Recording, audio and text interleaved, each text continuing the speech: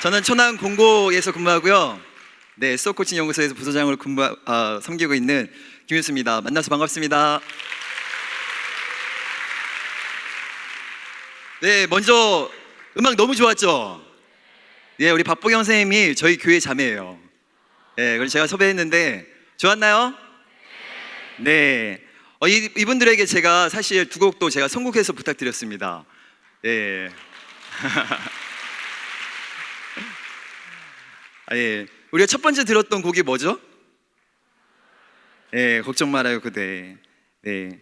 지나온 곳은 지나온 대로 다 의미가 있고 우리가 새로운 꿈을 꾸자라고 하는 이야기가 저한테 마음이 울렸습니다. 사실 두 번째 들었던 곡이 제일 더 듣고 싶었던 곡이에요. 뭐였죠? 네, G.O.D 길 아니고요. 네, 마커스의 길이었는데요. 거기에서 우리의 주어진 삶을 회피하지 않고 보이지 않아도 그 길을 걷겠다라는 그 이야기를 제가 주제 강의에서 제일 많이 들었던 곡입니다. 네. 그래서 제가 강의 주제를 이렇게 잡았습니다. 예. 한번 띄워주시죠. 네. 자, 한번 따라해보겠습니다. 상상!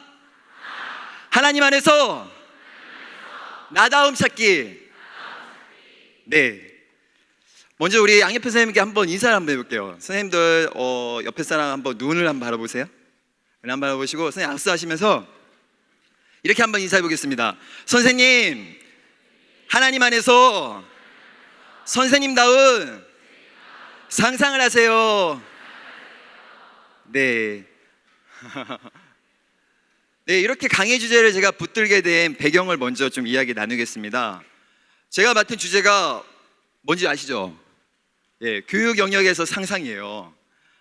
네, 송희 선생님이 우리 교육 영역에서 기업 지나온 20년의 우리 종교사 운동의 역사 속에서 우리가 나아갈 방향을 제시해 줬다면 저에게 맡겨준 주제가 20년 후 2036년을 상상하면서 우리 종교사 운동과 우리 각자가 나아갈 방향을 제시해달라는 부탁을 받았습니다.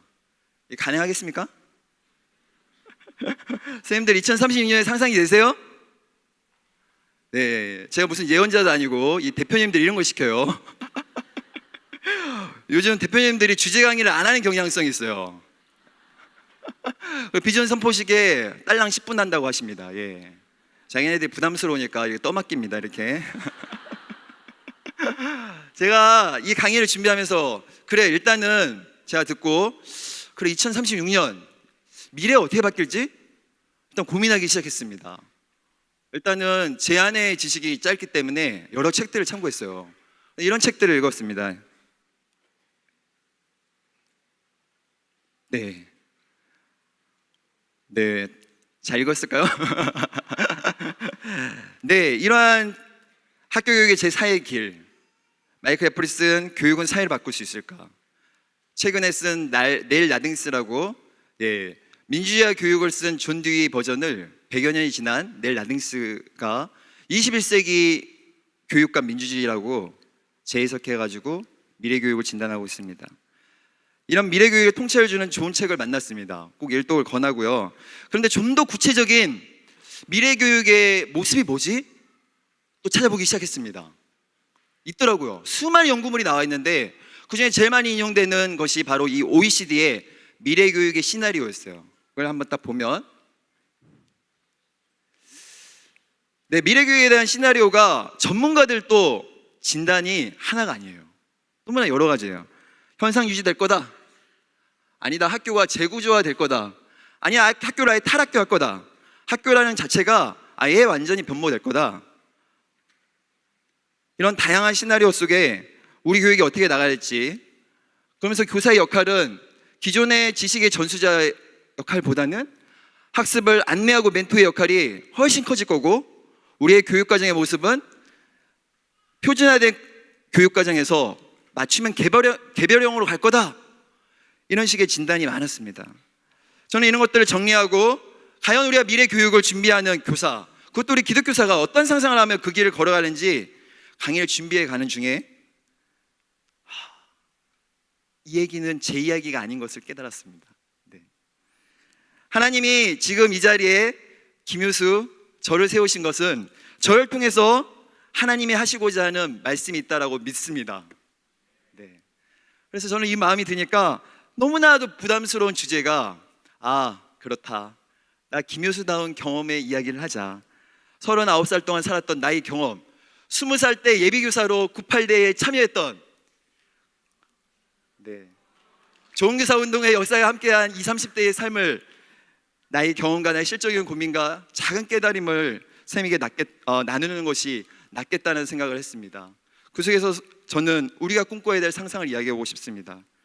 그래서 저는 이 시간에 선생님 혹시 박상진 교수님, 박윤환 선생님, 송윤 선생님 이어서 제가 마지막 총정리를 하고 교육의 상상에 답을 주실 거라고 생각하십니까?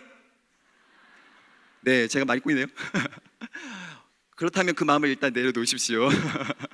저는 그런 능력이 없고 지금 이 시간에는 그런 답을 찾는 시간보다는 자기 안의 질문과 고민이 좀 더 일어나는 시간이 되기를 소원합니다. 그래서 일단은 상상이 뭘까? 이런 생각을 해봤습니다. 상상. 선생님 상상이 뭘까요? 선생님 생각하는 상상은 뭐예요? 제가 이 질문을 기독교사대회 준비하면서 우리 딸에게 해봤습니다. 그랬더니 우리 딸이 예, 우리 딸이거든요. 예, 지금 어린이 캠프에 와 있어요. 6살인데 처음으로 독립해서 떨어졌습니다. 할렐루야.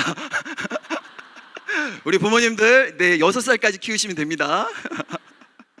네, 여기 선생님이 지금 캠프 선생님인데요, 엄청 우연찮게 제가 옛날 서선여중 10년 전에 가르쳤던 제자입니다. 네, 그래서 이 사진을 일부러 좀 실었는데요, 어느 날 제가 우리 딸 하경이에게 하경아 너 상상이 뭔 거 같니? 그랬더니 얘가 상상? 상상은 상 2개 주는 거지. 상상.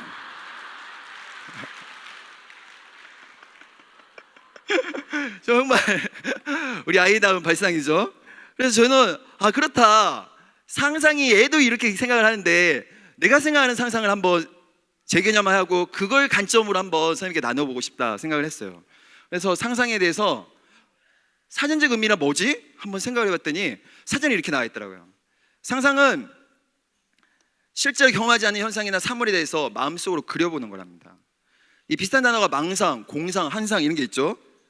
망상은 근거 없는 믿음이고요, 공상은 그냥 막연히 그려보는 거예요. 환상은 그냥 헛된 생각입니다. 느낌이 좀 오시나요? 네, 상상의 개념이 좀 더 구체적이고 현실로 다가오는 느낌이 있으시죠? 근데 좀 부족한 것 같았어요, 상상을 개념화하기 위해서. 그래서 제가 어느 날 역으로 생각해봤습니다. 그럼 상상하지 않는다는 게 뭘까? 왜 우리는 상상을 못하지? 상상을 하지 않는다는 것은 미래에 대한 다른 꿈을 꾸지 않는다는 것이고 자기에게 주어진 대로 그대로 인생을 산다는 것이고 결국 의존하는 삶을 얘기합니다. 저는 이를 바탕으로 우리가 꿈꾸는 상상은 자신의 주체로 서서 구체적으로 현재의 실존적인 고민 속에서 미래를 그리며 나아가는 것이 바로 상상이라고 생각했습니다. 결국 상상은 나다움을 찾는 겁니다. 나다움을 찾아서 하나님 나라의 교육의 상상으로 들어가는 겁니다. 그래서 한번 따라가 보겠습니다. 상상이란 나다움을 찾는 것이다. 네. 그럼 도대체 나다움을 찾는다는 것은 어떤 의미일까요?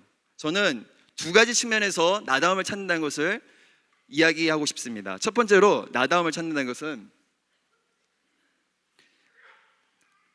속도 측면에서 자기 걸음을 걷는다는 것입니다. 제 나름대로 지금 우리 현재의 작금의 교사들을 진단한다면 저는 미래교육에 대한 불안감이 엄청 많고 우리 교사들도 변해야 된다는 당위성이 지금보다 많았던 시절이 없었던 것 같습니다. 그래서 심리적인 압박감과 피로감이 상당한 상태라고 생각합니다. 최근에 교사들이 변해야 된다고 얘기합니다.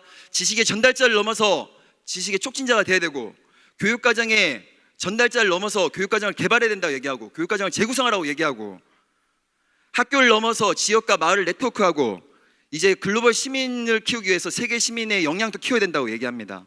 이런 수많은 변화의 요구 속에서 수많은 혁신운동이 일어나고 있습니다. 수업의 영역만 해도 제가 수업 코칭 연구소 부소장으로 수많은 수업 운동을 관찰해 본 결과 너무나 많아요. 이런 것들이 있습니다. 네, 협동학습, 디베이트, 프로젝트 학습 넘어서 이제 최근에 거꾸로 교실, 하브르타, 비주얼 싱킹, 수업 비평, 아이놀로스 포기, 뱀의 공동체, 저희가 하고 있는 수업 코칭, 수업 성찰 운동까지 가히 수업 운동의 춘추전국 시대라고 할 정도입니다. 네. 이러한 흐름 속에서 저는 두 가지 부류의 교사들을 주로 만납니다. 한 분은 너무나 열심히 이것저것 배우러 다닙니다.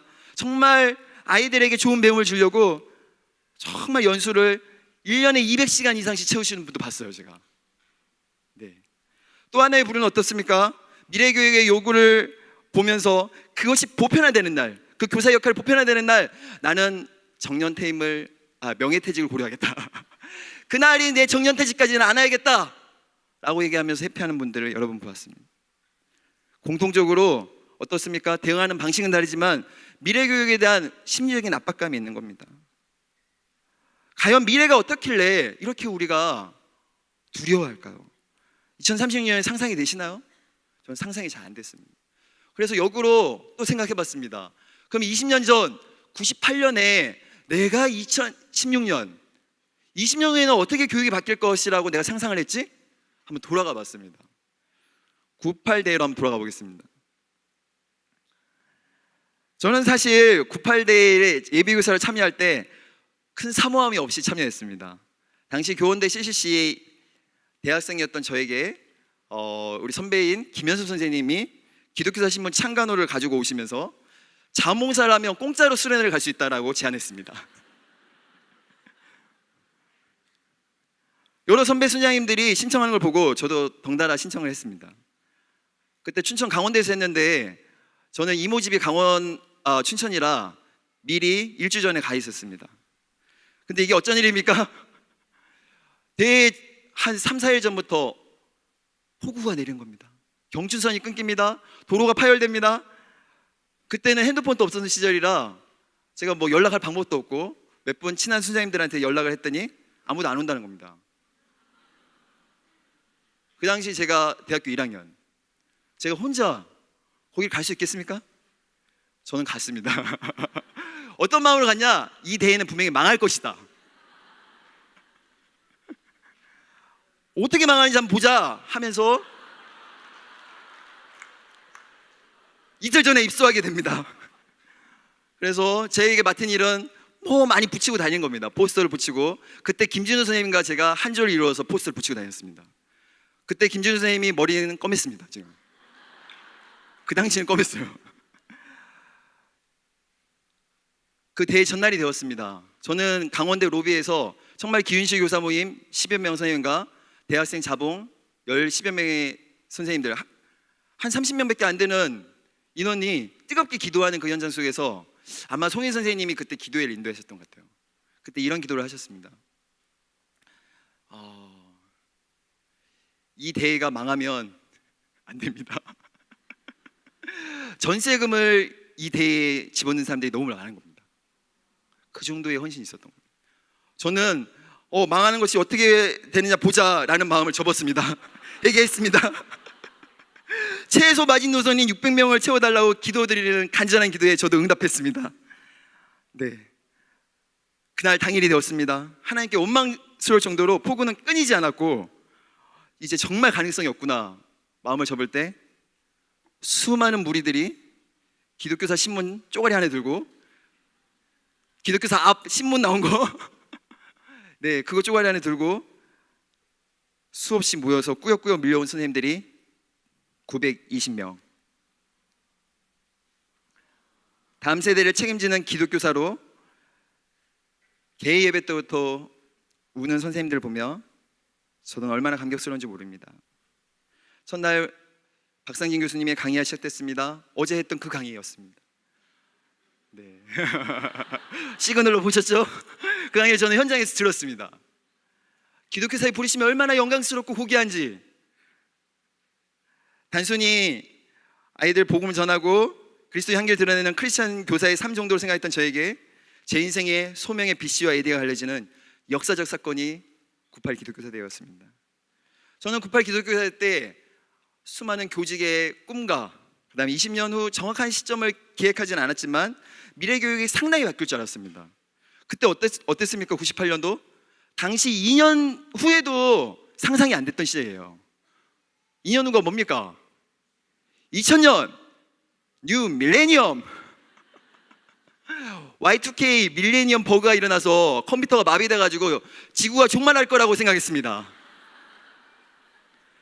21세기에 살고 있지 않습니까?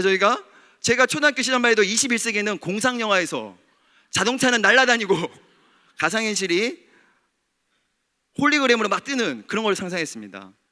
학교에 오시면 어떻습니까? 여전히 우리는 칠판을 대합니다. 여전히 아이들을 가르치고요. 단수학급이죠. 오히려 평가는 더 경쟁적이어서 더 생존을 위한 경쟁을 치닫고 있습니다. 물론 많이 바뀌었습니다. 아까 말했던 교권이 무너지고 더 이상 사교육과 경쟁해야 되고요. 그 다음에 혁신교육이 일어나서 더 아이들 배움 중심으로 가려고 하는 긍정적인 변화도 있습니다. 그런데 생각해보면 본질은 안 바뀐다는 겁니다. 이 얘기를 하는 이유는 미래교육에서 저희가 너무 쫄지 말자는 겁니다. 네, 알파고 시대가 되고 더 이상 지식교육으로 우리가 교사가 승부수를 낼 수 없을 시대, 타임지가 언젠가 없어질 직업에 교사를 꼽았습니다. 20년 후에 정말 온라인과 가상현실이 교육을 대체할까요? 저는 아니라고 생각합니다. 여전히 교육의 본질이 뭡니까? 대면적인 상호작용으로만 배울 수 있는 관계적 배움, 서로 협업하고 갈등하면서 그것을 조정해가면서 배우는 정말 그 기쁨, 공동체 속에서 자신의 재능을 발견하고 하나님과 역사 속에서 나를 어떻게 드릴까 고민하는 하나님의 사람을 키워내는 이 교육의 본질, 이 교육 속의 하나님의 나라의 본질은 바뀌지 않는 겁니다. 결국 우리가 미래에 대해서 너무 쫄지 말고 교육의 본질을 붙드는 우리가 되었으면 좋겠습니다. 얼마 전 제가 등산을 한 적이 있습니다. 네. 제가 어느 산을 등산했냐면요, 여기 천안 태조산이라는 산이 있습니다. 예. 이 산을 저는 여러 번 등산한 적이 있는데요. 왜냐하면 천안에서 제가 근무할 때 교직원 등산으로 이 등산은 단골 코스입니다. 근데 그때마다 저는 기억이 등산을 별로 좋아하지 않습니다. 예. 등산을 하면서 힘들었던 기억이 많습니다. 근데 이날은 너무나 좋았습니다. 제 걸음으로 걸면서 자연이 보이더라고요. 그래서 내가 왜 이렇게 다를까? 가만 생각해 보니까 예전의 등산은 다른 사람 속도에 뒤처지지 않으려고 부단히 애쓰며 올라가서 힘들었던 겁니다. 근데 이때는 제가 제 걸음대로 천천히 자연을 즐기면서 너무나 좋다는 생각을 했습니다. 이것처럼 미래사에 대한 변화의 압박감으로 내 걸음이 아닌 남의 속도로 쫓아가기 위해서 혹시 우리가 달려가지 않는가요? 저는 수업코칭 연구 상근자로 선생님들과 2014년, 15년 수업으로 약 90분가 만났습니다. 그때 이런 선생님들을 많이 봤습니다. 자기가 뭔가 경계 수업을 보여줘야 되니까 요즘 유행하는 수업을 하자. 그래서 배움의 공동체 수업도 하고 하버터 수업도 하신 거 봤습니다. 그런 깊은 내면화 없이 요즘 유행하는 수업 모델을 적용하면서 힘들어하시는 모습도 보았습니다. 그래서 제가 보기에는 최근에 수업 혁신의 모델, 아니요, 우리 좋은 교사로 성장하는 모델을 저는 철로로 이해하는 것 같이 느껴졌습니다. 과연 좋은 교사로 성장하는 모델이 이 철로와 같을까요? 철로가 어떻습니까? 철로는 한번 타면 쭉 가는 거죠. 앞서가는 기차가 있습니다. 뒤서가는 기차가 있죠. 한 길밖에 없습니다. 여러 길이 지금 나져 있는 겁니다. 네. 그러면서 저 선생님은 나보다 업무 처리를 더 잘하네. 저 선생님은 나보다 수업을 더 잘해. 저 선생님은 학급 운영을 더 잘해서 저 빨리 가는 것 같아. 그러면서 자기가 뒤쳐져 있다는 의식 속에서 저희는 조바심을 내는 겁니다. 과연 좋은 교사로 성장한다는 것이 이렇게 하나의 길로 평가될 수 있을까요? 저는 좋은 교사로 성장하는 모델이 오히려 철로 모델보다는 항해 모델에 가깝다고 생각합니다. 제가 생각하는 항해는 큰 범선으로 멀리 가는 항해보다는 이렇게 돛담배처럼 파도의 결을 맞게 그 목적지, 우리에게도 목적지가 있겠죠. 하나님 나라가 기뻐하시는 그 배움의 기쁨이 있는 그 교육으로 파도의 결에 맞게 항해를 가는 겁니다. 때론 폭풍을 만나겠죠? 그러면 좀 쉬는 겁니다. 돌아가기도 하고요. 저는 수업 코칭 연구소를 강의를 할 때마다 많이 강조했던 말이 있습니다. 예, 이 말인데요. 한번 같이 읽어보겠습니다. 자, 같이 읽어보겠습니다. 시작. 좋은 수업을 하려고 하지 말고 내 수업을 하자. 네. 좋은 수업이라는 하나의 어떤 당위 앞에 자신을 끼워 맞추고 나에게만 그것을 쫓아가려고 하지 말고 나에게 맞는 수업을 찾아가서 시도하자는 겁니다. 마치 요즘 유행하는 수업과 생활교육 상담 모델을 배우러 다니면서 아이템 장착하듯이 연수 쇼핑하지 말자는 겁니다. 물론 배워야 됩니다. 근데 그것을 나에게 맞는 옷으로 계속 고민하며 만들어 가자는 겁니다. 남들이 너무 빨리 너무 멀리 가는 것 같아 보여도 나의 결에 맞게 한 걸음 한 걸음, 중요한 거는 하나님 나라의 교육의 방향으로 우리가 뚜벅뚜벅 가자는 겁니다. 힘드세요 선생님들? 그럼 반복하십시다. 힘드세요? 그럼 쉬어가는 거죠. 이 주제가 김영구 목사님이 얘기했던 것처럼 셀프 센터스, 자기 중심적으로 생각하는 것이 아닙니다. 자기 틀에서만 자기 걸음을 간다는 게 아니라 이거는 하나님 나라 속에서 내 것을 붙들자는 겁니다. 내 것을 붙들고 자기 걸음으로 가자는 것입니다. 네, 우리 옆 선생님과 한번 인사를 한번 다시 한번 해보겠습니다. 옆 선생님이 이렇게 말해보세요. 선생님, 네, 한번 선생님, 늦어도 괜찮습니다. 똑바르지 않아도 괜찮습니다. 네, 두 번째로 제가 속도를 넘어서 생각한 나다움의 의미는 방향입니다.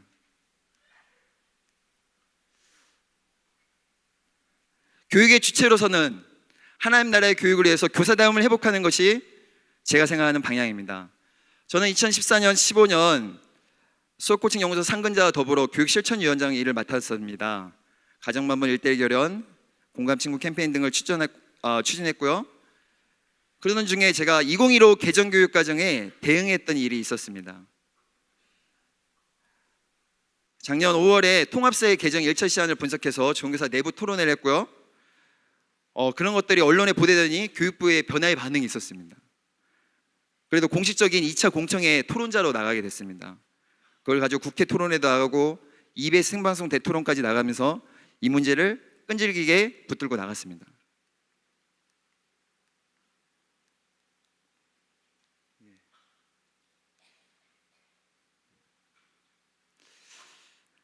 그때 물론 교과 내용상으로는 아주 만족스럽지 않지만 학습량 측면에서는 상당한 성과를 거두었습니다. 1차 시안에 12개 단원에서 9개 단원으로 줄었고요. 내용 요소는 77개에서 26개로 줄였습니다.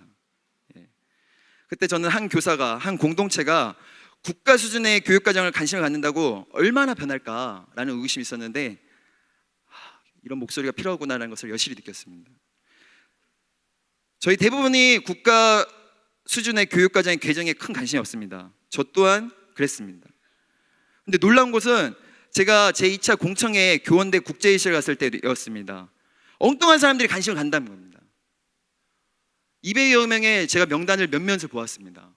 교사와 학부모들이 20명이 채 안 됩니다. 대부분의 숫자가 출판사 직원, 국가기관의 관계자들이 왜 이렇게 많이 모였습니까? 저는 발제와 토론이 끝나고 종합토론 시간에 씁쓸함을 느끼지 않을 수 없었습니다.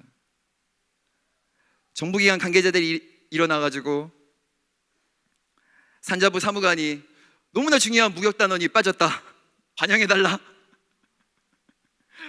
그랬더니 금융감독원 직원은 개인의 금융설계에 재테크가 들어가서 너무나 반영한다. 네, 금융시장으로 다뤄야 된다고 산자부 직원이 얘기하니까 그걸 반박하면서 이야기하더라고요. 기획재정부 사무관은 이렇게 얘기합니다. 지리단의 파워를 느꼈다. 왜 1단을 설정했는데 우리 경제단은 5단을 있냐. 이런 무식한 소리를 해대며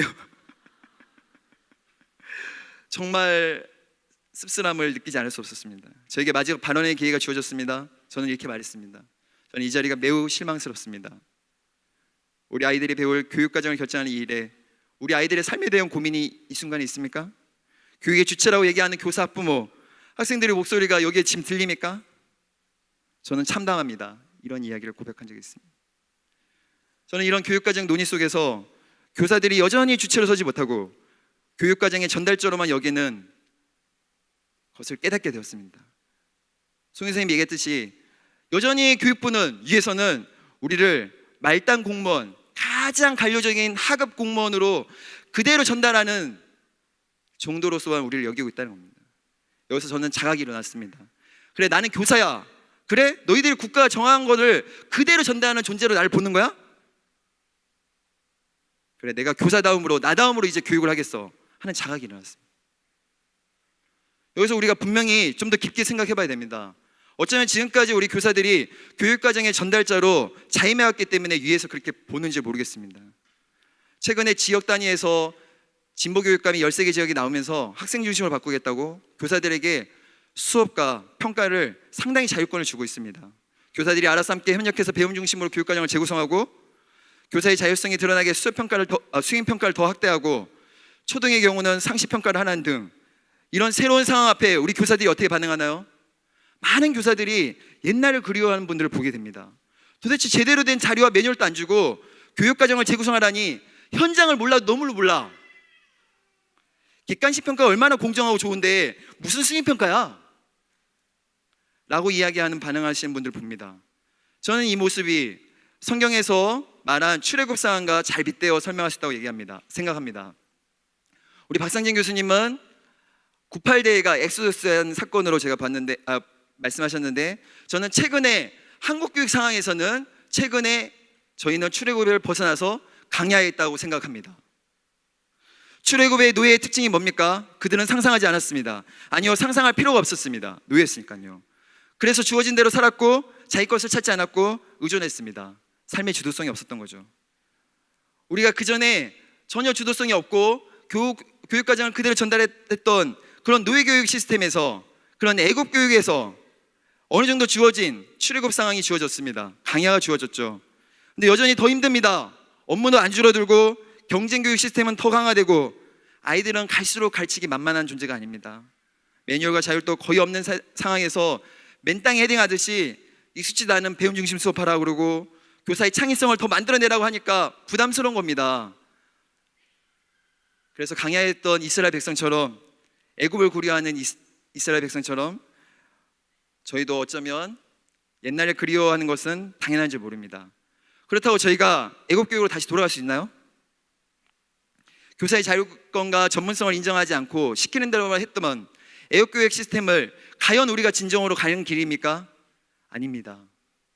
이스라엘 백성들이 젖과 꿀이 흐려냈다. 하나님이 원하시는, 하나님이 창조하셨을 때 그 기뻐하시는 그 교육의 모습인 가나안 교육을 가기 위해서 정복 전쟁을 했듯이 우리도 이런 수많은 장애물 앞에 나다움으로 교사다움으로 싸워 나갈 것입니다.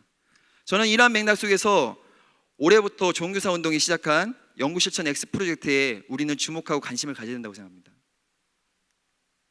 저희는 지난 2월 20일 날 이제 더 이상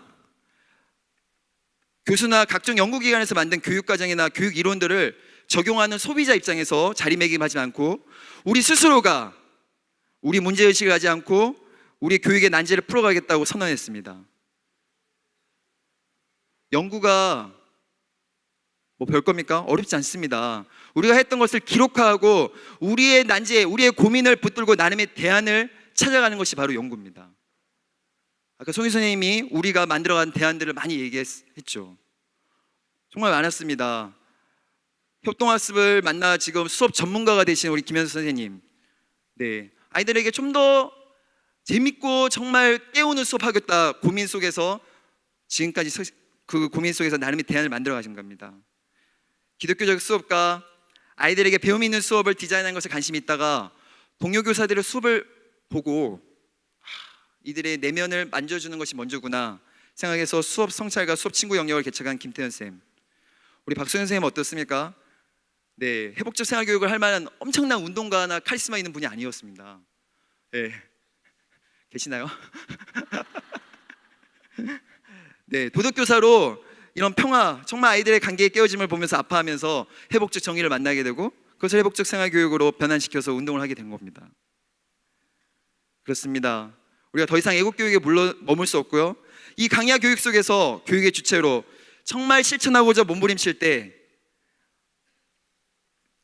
정말 하나님의 나라의 교육, 정말 나다움에 정말 이 땅의 교육의 주체로 서는 그 방향으로 우리가 설 수 있을 것입니다.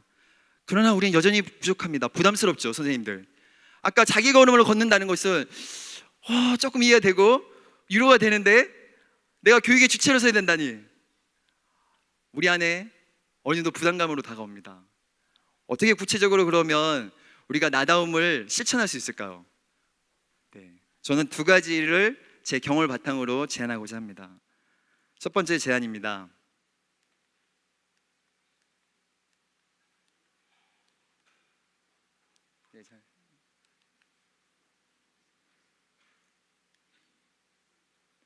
네, 한번 같이 읽어보겠습니다. 시작. 웬 갑자기 물맷돌. 자, 물맷돌은 다 알다시피 다윗이 골리앗을 쓰려 때 사용한 무기입니다. 저는 여기서 우리 골리앗을 사용했을 때 그 물맷돌로 주목하지 않고요, 다윗이 목자로서 양떼를 지켜가면서 사자와 곰에게 던졌던 물맷돌로 주목하기를 원합니다. 물론 다윗이 골리앗 앞에 던졌던 물맷돌 중요합니다. 하지만 그것은 일상적인 상황이 아니었고 아주 특별한 상황이었습니다. 다윗이 일상의 삶을 벗어나서 형들을 만나러 갔을 때 민족적 위기를 눈앞에 목도합니다. 무엇보다 하나님을 조롱하는 말을 하는 골리앗을 보면서 참지 못하는 의로운 분노가 일어납니다. 그래서 다윗은 죽을 수도 있는 엄청난 모험을 감행하게 됩니다. 이때 다윗이 골리앗 앞에 섰을 때 사용한 무기가 뭡니까? 거창한 갑옷이나 투구나 창이 아니었습니다. 골리앗 보고 이렇게 얘기합니다. 너는 창과 방패 단창으로 나오지만 나는 만군의 여호와 이름으로 나간다 라고 얘기하면서 물맷돌 하나로 맞섰습니다. 바로 자신이 양떼를 지키며 아주 익숙하게 사용했던 물맷돌입니다. 우리 안에 얼마나 많은 골리앗들이 있습니까? 우리 교육 현실을 안에 수많은 골리앗들을 보면서 우리 송 선생님 말씀처럼 자신의 교실과 학교를 넘어서 한국 교육 전체를 품고 좀 더 큰 액션이 필요합니다. 이미 우리 송 선생님처럼 퇴직 후에 한국 교육 전체를 품고 온몸으로 맞서는 분이 계시죠. 우리 뒤따르는 우리 세대가 이것을 이어받아서 언젠가는 나의 영역을 넘어서 이 민족의 아픔의 교육을 끌어안고 온몸으로 맞서는 제2의 제3의 송일 선생님이 나와야 된다고 생각합니다. 근데 우리가 그런 수준이 됩니까 지금? 저는 송일수가 아닙니다. 아직은. 예. 그래서 저는 우리 수준에서 일단은 물맷돌을 잡자는 겁니다. 어디서? 양떼를 지키는 그 물맷돌. 사자와 곰이 야수들의 공격이 있습니다. 양떼를 지켰던 다윗의 일상의 모습은 어떨까요? 처음부터 물맷돌로 사자를 때려잡을 수 있었겠습니까? 아마도 여러 마리의 양떼가 숨지는 것을 목자로서 엄청나게 아프고 상한 마음으로 눈물 흘리는 순간이 있었을 것입니다. 그러면서 결심했겠죠. 내가 이들의 목자야. 내가 지킬 거야. 그래서 물맷돌을 고릅니다. 갈고 또 갈입니다. 또 던지고 또 연습합니다. 훈련합니다. 곰이 나타났습니다. 사자가 나타났습니까? 나타났습니다. 바로 맞았겠습니까? 바로 맞았겠어요, 선생님들? 아마 안 맞았을 겁니다. 또 실패하고 말 겁니다. 그런 희생된 양을 또 부둥켜 안고 눈물이 흐르며 더 이상은 안 돼 하면서 또 던지고 그런 훈련이 거듭되어 사자를, 어느 날 곰을 때려 맞춥니다. 그런 승리의 경험이 계속 승리만 했을까요? 아니요. 여전히 실패도 있었겠죠. 하지만 양떼를 지키는데 포기는 없습니다. 또 훈련하고 던지면서 조금씩 양떼를 지키는 목자로 자라갑니다. 그렇습니다. 선생님들 삶에 우리 기독교사가 붙들어야 될 삶의 물맷돌은 뭘까요? 저는 이 물맷돌을 이렇게 정의하고 싶습니다.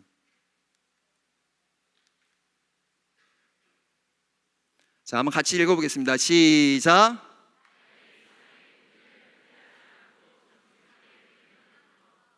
저는 고민을 답하려고 몸부림 그 자체, 그게 물맷돌이라고 생각합니다.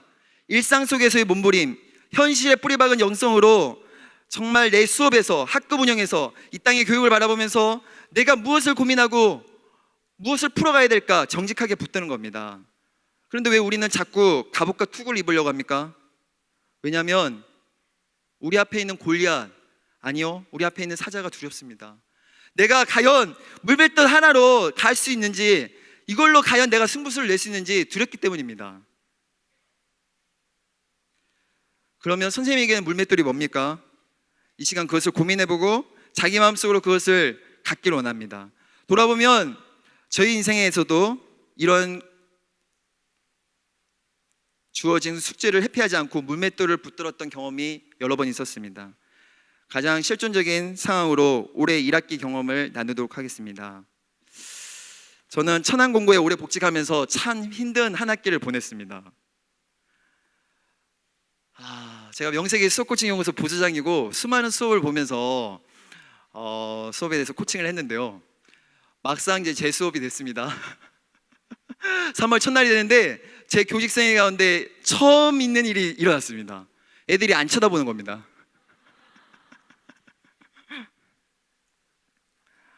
그리고 제 설명이 10분만 길어지면 애들은 엎어져 자는 겁니다. 제가 엎어져 자는 선생님들을 보면서 제가 많이 위로하고 격려했지만 제 안에 판단의 마음이 있었어요. 왜 저렇게 재우지? 근데 제가 그러고 있는 겁니다. 정말 잠이 안 왔습니다. 이 고민 앞에, 이 숙제 앞에 저는 정말 시름시름 앓고 아이들에게 어떻게 배움의 기쁨을 주고 정말 이 무기력한 아이들 앞에 어떻게 깨울 수 있을까 고민하면서 제가 했던 하나의 경험 사례를 얘기하겠습니다.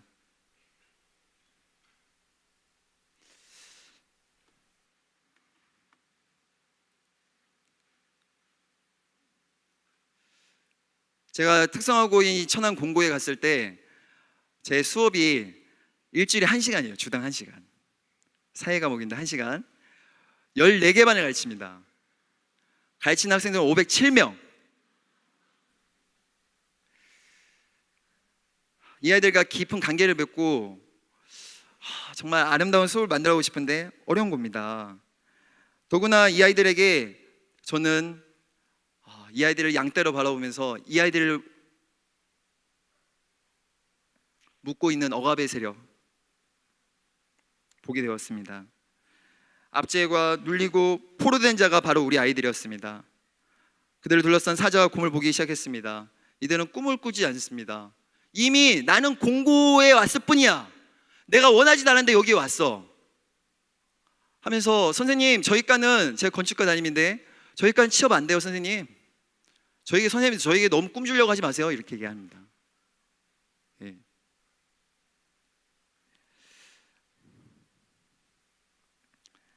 이런 날 앞에서 제가 억지로라도 너희 인생에 얼마나 값진지, 왜 너희가 도대체 꿈꿀 수 없냐 하면서 제가 감행한 프로젝트 수업이 나의 꿈 표현하기 프로젝트 수업이었습니다. 그래서 저는 일주일에 1시간밖에 없는 이 수업에 무려 7차시를 할애해서 괜찮습니다. 공고는 수능을 안 봅니다. 교과서대로 그대로 안 가르칩니다. 저는 교과서를 가르친 적이 없습니다. 그래서 세바시 영상을 봅니다. 나의 성장 과정을 이야기하고 꿈이 단순히 직업이 아니라 이 사회와 역사를 섬기고 꿈 넘어 진짜 꿈 넘어 꿈이 있다는 것을 수업하고 차근차근 꿈을 표현하는 프로젝트를 구체적으로 컴퓨터실 데려가면서 계속 진행해 갔습니다. 놀라웠습니다. 정말 아이들이 꿈이 없고 그 다음에 또 다 그냥 기술자만 되겠다 생각하는 통으로 이해했던 아이들의 모습이, 저는 그들의 꿈을 표현하는 것들을 하나하나 피드백하고 이 카페를 만들어서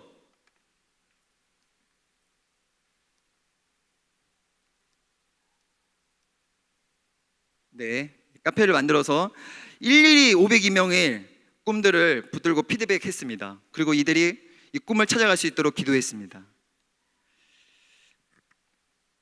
네, 그때 한 아이가 이제 여러 명이 피드백했는데 이제 한 아이만 보겠습니다. 네, 마지막 걸 보겠습니다. 예. 선생님, 자신과의 적절하고 자신만에 있는 꿈을 가지는 것을 깨달았습니다. 선생님이 네이버 닉네임이 카이로스라는 것을 제가 검색했는데, 카이로스는 기회라는 것을 검색하게 됐고, 인생을 오늘 중요한 기회를 놓치지 않겠습니다 라고 이렇게 얘기를 하네요.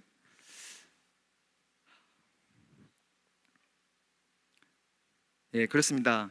아이를 통으로 보지 않고 하나하나를 보며 그들에게 다가갈 수 있는 사건이 바로 저에게, 이 아이들에게 정말 이 꿈이 없어가는 이 아이들을 지키겠다는 몸부림이었습니다. 나의 교실은 바로 내가 풀 수 있던 것이었습니다. 이것이 제가 이번 학기에 붙들었던 아주 소박한 나의 물맷돌입니다. 선생님에게는 어떤 물맷돌이 계신가요? 저는 결코 짠 게 아닌데, 이번에 우리 김태현 쌤이 신간이 나왔어요. 그 책을 제가 미리 받아보면서 이러한 글귀가 있는 것을 만났습니다. 한번 같이 읽어보겠습니다. 시작.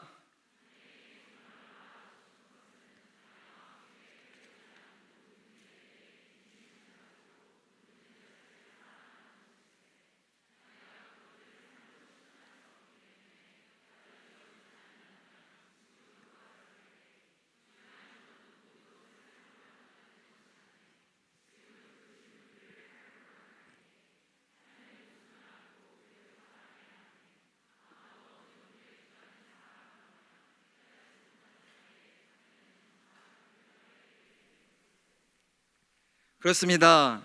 나에게 다가오는 문제를 회피하지 않고 계속 고민하면서 해결되든 안 되든 일단 삶으로 버텨보는 것, 기독교사로서 내 삶의 모순을 그대로 살아내는 것, 그것이 물맷돌을 갈고 던지는 삶일 것입니다.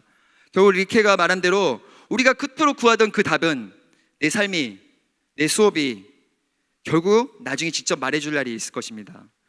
그렇습니다. 선생님 앞에 놓인 문제가 뭡니까? 그 문제 자체를 사랑하십시오. 그리고 그것을 삶으로 살아내십시오. 저는 그것이 우리가 일상에서 잡고 있는 물맷돌이라고 생각합니다. 마음을 못 잡고 있는 아이를 붙잡고 늦은 밤 야자 시간에 불러내서 상담하는 선생님,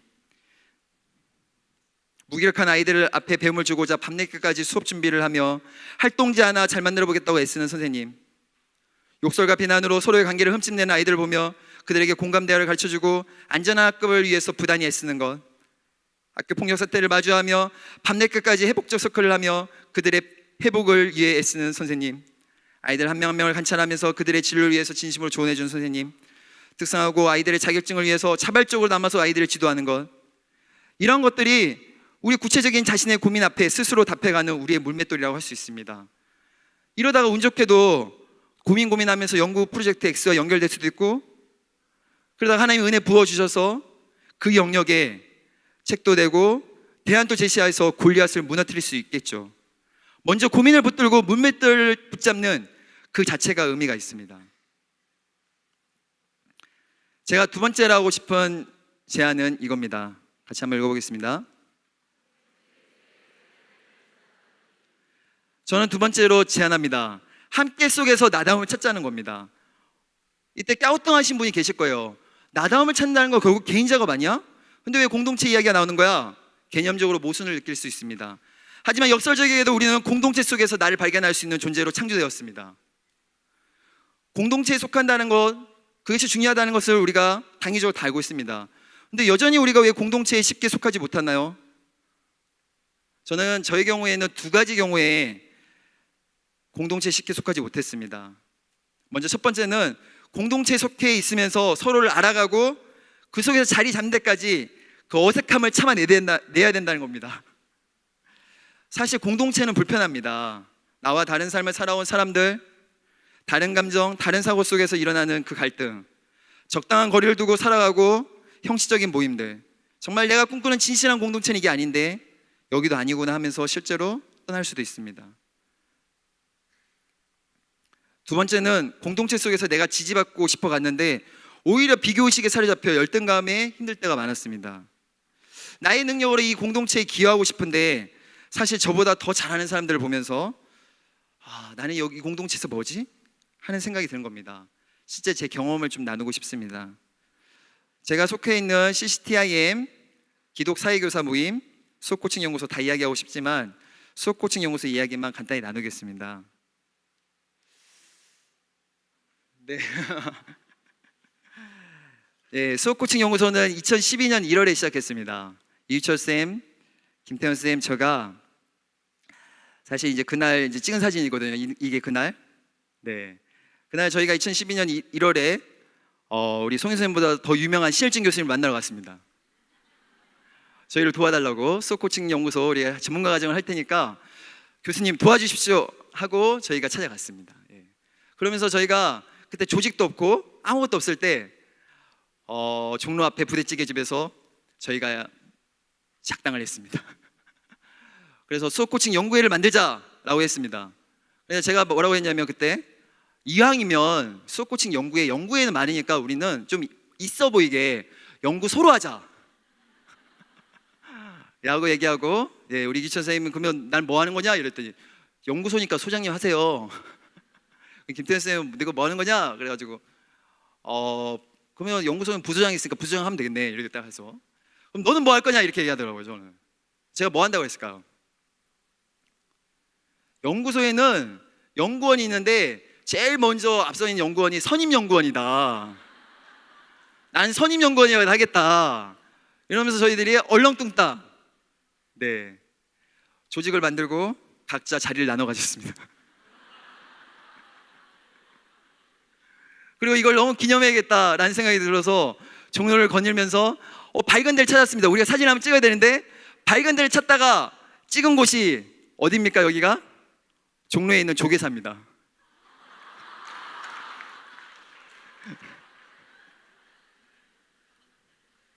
그렇게 시작했던 우리의 수업코칭 연구 사역이 지금은 128명의 1년 동안 훈련받은 우리의 동역자들을 세우고 지금은 6번의 수업 축제를 거치고 수업 혁신 운동의 한 큰 흐름으로 자리 잡았습니다. 그런데 저는 이상하게도 힘들었습니다. 마음이. 우리 수업코칭 연구소에는 알아차림이라는 이상한 우리만의 아는 비밀 언어가 있습니다. 그런데 이것을 제가 따라가지 못하는 겁니다. 그리고 그때 수업 축제로 저보다 더 잘하는 현승호, 이다정 뭐 그런 선생님들이 앞에서 너무나도 강연을 하는 거 보면서 내가 선임연구원에서 선임을 떼야 되나? 라는 마음이 들 정도로 상당히 비교하는 마음으로 열등감이 사로잡혔습니다. 자신감이 없던 저에게 상근교사의 삶의 콜링이 왔습니다. 2013년 가을에 네가 상근자가 됐으면 좋겠다는 콜링 앞에 저는 자신이 없었던 마음속에서 하나님 안에서 나의 동기를 보기 시작했습니다. 이 사역이 하나님의 나라의 사역인데 네가 내 자신을 보고 있구나 라는 속에서 저는 공동체 지지와 하나님 안에서의 부르심 앞에 상근을 시작할 수 있었습니다. 그렇게 시작한 상근 생활 속에서 저는 공동체에서 저의 자리를 찾아갈 수 있었습니다. 이유철 우리 김태현 쌤을 아시는 분은 아실 텐데 모르는 분도 많을 텐데요. 사실 이 두 분은 뭔가 대단해 보여도 사실 알면 알수록 정말 띄엄띄엄한 분들입니다. 예. 제가 MBTI가 ENTP거든요. 그래서 저도 P 성향이 강해서 지금 또 막 체계적으로 막 이렇게 원고대로 잘 안 하고 있어요 지금도. 근데 이분들은 저보다 더 P 성향이 강해서 융통성이 장난이 아닌 겁니다. 어디로 튈지 모르는 성격이에요. 그래서 이분들 때문에 제가 체계적으로 정리하는 것이 개발되었어요. 그리고 이분들은 엄청나게 감성이 뛰어나서 연수를 하면 감정을 엄청 고양시키는데 논리적으로 정리를 하나도 안 한 겁니다. 그래서 저는 체계적으로 우리 연구소의 콘텐츠와 연수, 행정 이런 것들을 정리하기 시작했습니다. 그리고 둘 다 특히나 개성이 강해서요 유연하게 이 성격을 이렇게 수용하는 성격이 아니에요. 그래서 얼마나 트러블을 많이 일으키는지 모릅니다. 특히 둘이 잘 싸웁니다. 너무. 이런 사람들이 정말 공감을 해주고 수업 고민을 들어주는 수업 코칭 전문가라니 정말 하나님의 은혜라고밖에 고백할 수 없습니다.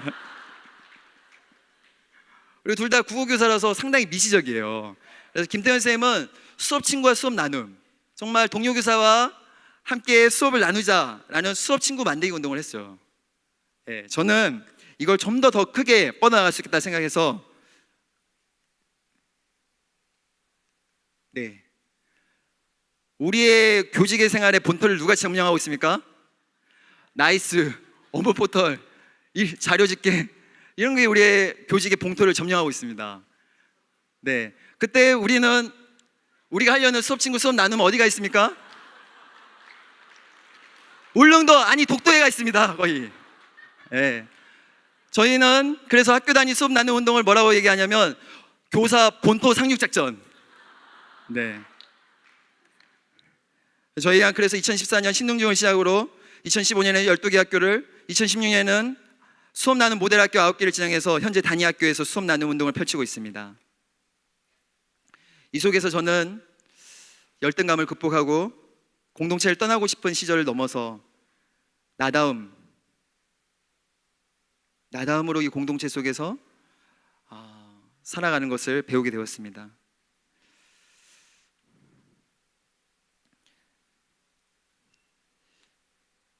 모두가 사실은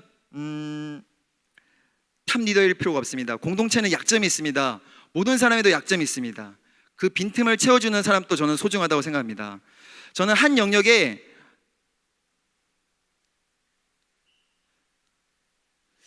이 모든 영역을 우리 박상진 교수님처럼 추구해 가되 한 영역에 은사적인 부르심이 있다라고 제가 강의를 들으면서 저도 정책하면 우리 김성천, 김준현 선생님 떠오르고, 협동학습 하면 김현수 선생님 떠오르고, 기독교 수업하면 김태현 선생님이 떠오르던 것처럼 한 영역의 창업자가 되고 싶다는 마음이 있었습니다. 하지만 저는 그 마음을 이제는 내려놓습니다. 왜냐하면요, 제 다음을 찾았거든요. 저는 사실은 너무나도 호기심이 많아서 한 영역에 오래 버틸 수 없습니다. 그리고 저희 인지적인 정리 능력과 소통 능력으로 탑 리더의 빈틈을 채울 수 있다는 것을 제가 깨닫게 되었습니다. 모두가 주연이겠습니까? 훌륭한 조연도 있어야 됩니다. 모두가 사도 바울이겠습니까? 사도 바울이 사도 바울을 되게 했던 초대교회 교회 지도자들이 있었습니다. 제가 이제 결론으로 나아가겠습니다. 저는 선생님들 나다움을 찾는다는 거, 우리가 상상을 하기 위한 제안을 두 가지를 했습니다. 자신만의 문맷돌을 찾는 것, 함께 속에서 나다움을 찾는다는 것. 사실 이것 또한 쉽지 않을 수 있습니다. 하지만 마지막으로 우리가 기억해야 될 것은 하나님이 우리를 부르셨다는 사실입니다. 하나님이 우리보다 더 큰 상상을 하고 계시다는 것입니다. 저는 이걸 여러 번 느꼈습니다. 제가 2002년 대학을 졸업하고 바로 교사가 되지 않고 좋은 교사 간사를 경험했을 때, 간사로 사역할 때 예비교사 아카데미를 처음으로 만들었습니다. 그때만 해도 제가 예비교사 때 그 목마름으로 우리 후배들에게 흘려보내겠다고 얘기할 때 우리 송희 선생님은 예비교사 아카데미가 그게 과연 되겠냐 말렸습니다. 하지만 그 예비교사 아카데미가 지금까지 와서 25기까지 왔습니다. 그리고 CCTIM에서도 제가 예비교사 사역이 되겠냐고 했을 때 지금은 우리만의 부스로, 그리고 이렇게 많은 CCC 수련회에서 가장 중요한 LT 시간을 빼고 팀 세미나가 들어가 있습니다. 교대생, 사대생에게는. 하나님께서 이렇게 이루시는 겁니다. 수업 코칭 연구소 사역도 저희 3명에서 시작한 이 사역이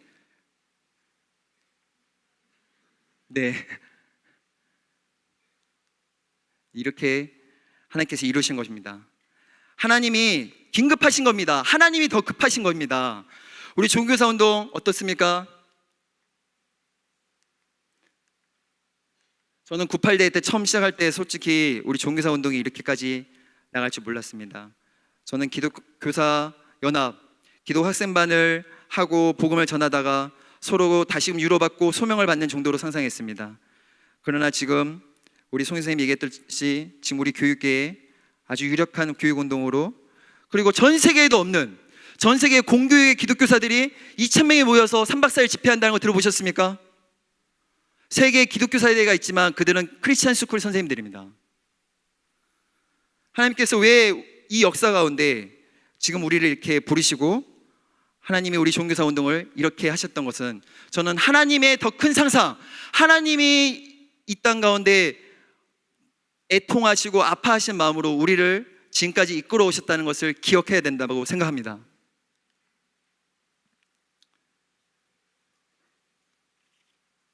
이제 강의를 마무리할 때가 왔습니다. 저는 교육의 상상이라는 주제를 놓고 묵상하며 강의를 준비하면서 정말 이 큰 시대를 바라보며 그 흐름 속에 거창한 상상이 아니라 상상을 하기 위해서 나다움을 찾는 길, 그 여정을 떠나자라고 선생님에게 제안하고 싶었습니다. 선생님들 혹시 핸드폰이 있으면 잠깐 꺼내 보실까요? 네, 거기 잠깐 자기 얼굴이 보이시나요? 자기 얼굴 잠깐 보겠습니다.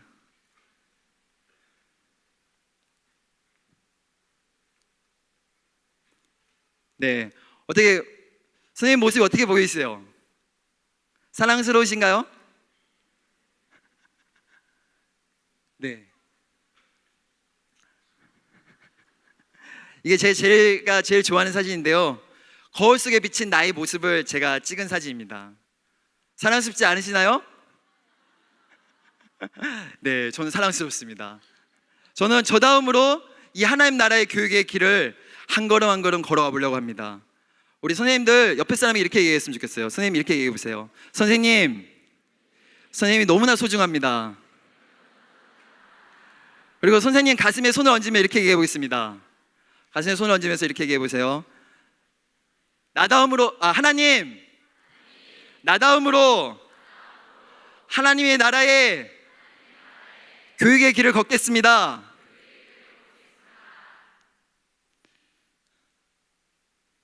마지막으로 이 사진처럼 우리의 인생의 길에 저 찬란한 태양처럼, 우리 아까 마커스의 길에서 얘기했듯이 우리를 반겨주리 그 하나님이 계시니 우리는 뚜벅뚜벅 이미 임하신 하나님 나라를 붙들고 한 걸음 한 걸음 걸어갔으면 좋겠습니다. 선생님, 상상은 미래적 개념이 아니라 오늘을 사는 것이라는 것 생각이 듭니다. 지금 여기에서 하나님을 위해 나답게 살겠다는 몸부림이 결국 하나님 나라 교육을 상상하는 기독교사의 상상입니다. 근데 우리의 걸음이 처음은 누구나 시작은 작은 겁니다. 그러나 지금 하나님이 요청하십니다. 하나님은 작은 일에 충성제자를 찾으십니다. 우리가 비록 조각날 작은 꿈이라도 그 꿈들이 모여서 결국 하나님께서 복음의 능력으로 회복되는 교육, 하나님의 나라의 교육을 친히 이루어가실 줄 믿습니다. 아멘이십니까?